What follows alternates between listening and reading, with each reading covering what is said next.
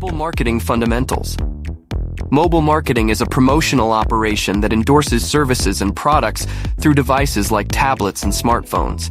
It's a strategy that targets customers who are constantly connected to the web, delivering demographic and time-sensitive personalized material.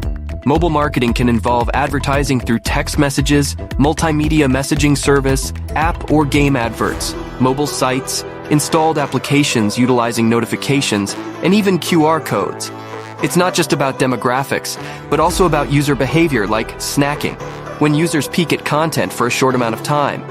Mobile marketing has its pros and cons. On the positive side, it's simple, inexpensive, and has a strong click-through rate. However, there can be privacy and security concerns.